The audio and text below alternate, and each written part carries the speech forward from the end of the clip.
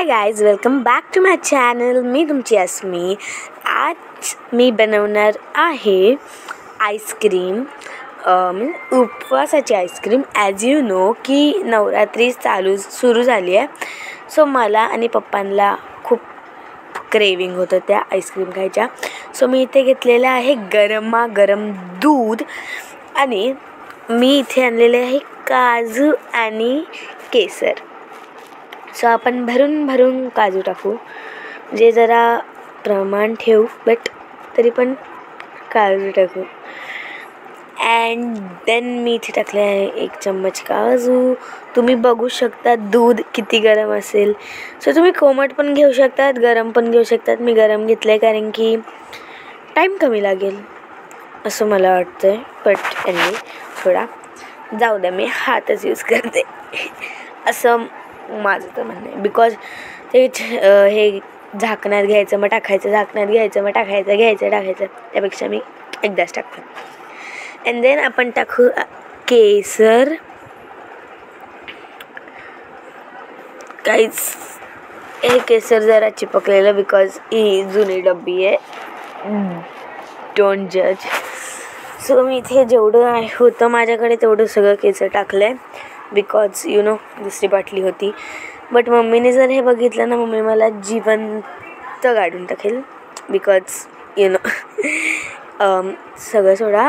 And आता मी केसर टाकलेला आहे अँड काजू टाकलेले फक्त गरम दुधामध्ये.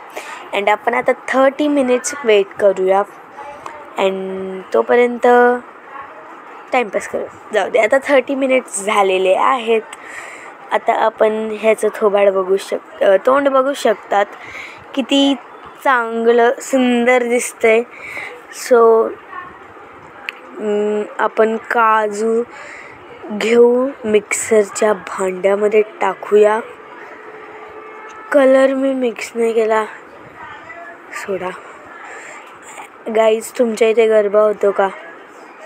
कमेंट करून सांगा, कारण की माझ्या इथे तर नाही होणार आहे सॅटर्डेला. अजून 3 दिवस वेट करायला लागेल गाईज. अँड 3 दिवस वेट नाही करू शकत. सो मला आईस्क्रीम खायची आहे. मीन्स मी जिकडे गरबा खेळायला जाते ना, म्हणजे दुर्गडी, आमच्या इथे दुर्गडी किल्ला आहे, तिकडे आम्ही जातो गरबा. म्हणजे तिकडेच एक चौक आहे, साई चौक म्हणून. तिकडे नाही आहे, थोडं लांब आहे. तर आम्ही तिथे जातो गरबा बघायला, खेळायला अँड आईस्क्रीम खायला. सो ते अचानक आठवलं. मला मागच्या वर्षीचे फोटोज बघत होतो तर मी विचार केला आपण आईस्क्रीम बनवू उपवासाची. अँड पप्पांना पण खायची होती, सो म्हणून मी बनवली. गाइस, ऐसे चुटकी में काम हो जाता तो लाइफ झिंगालाला हो जाती गाइस.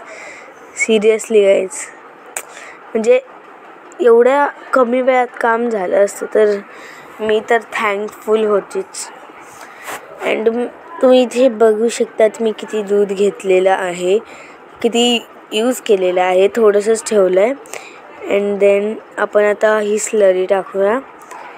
आणि जेव्हा आपण मिक्स करू ना काजू आणि दुधाला, तेव्हा मी साखर टाकली आहे. तुम्ही मध पण टाकू शकता, तुम्हाला जे टाकायचं आहे तुम्ही ते टाका. माझ्याकडे मध नव्हतं सो मी साखर टाकली.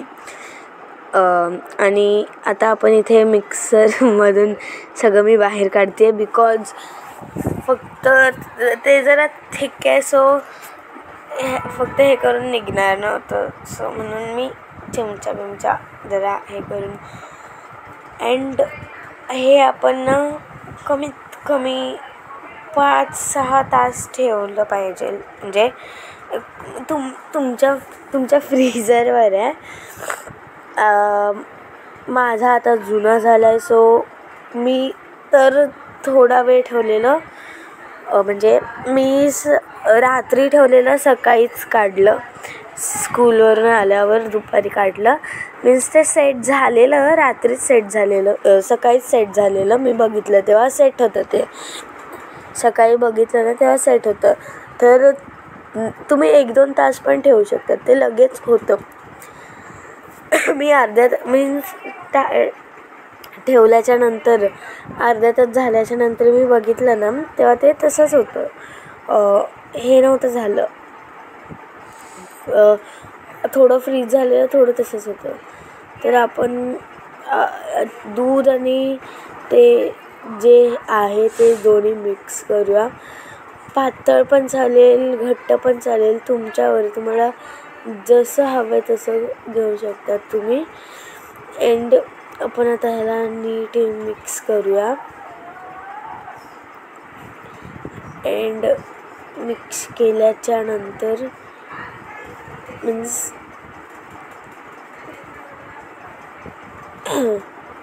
चांगलं मिक्स करूया. असे एकदम तुम्हाला पातळ करायचं आहे ते. मीन्स मी पातळ केलेलं, बट ते थोडंसं राहतंच ना. ओव्हरऑल ते काजू आहे, आणि काजू माझ्याकडून तर बारीक होणार नाही. सो मग आता मी हे केलं आहे. आपण इथे एक ग्लास घेऊया. तुमच्याकडे कोणता टीन असेल तर तुम्ही ते पण यूज करू शकता, चॉकलेटचं वगैरे. सो मला असं कसाटा टाईप हवी होती, सो मी इथे ग्लास यूज केला आहे. अँड तुम्ही वाटी पण यूज करू शकता. तुमच्याकडे म्हणजे तुम्हाला ग्लास नसेल यूज करायचा तर तुम्ही वाटी पण यूज करू शकतात. मी इथे हे ग्लास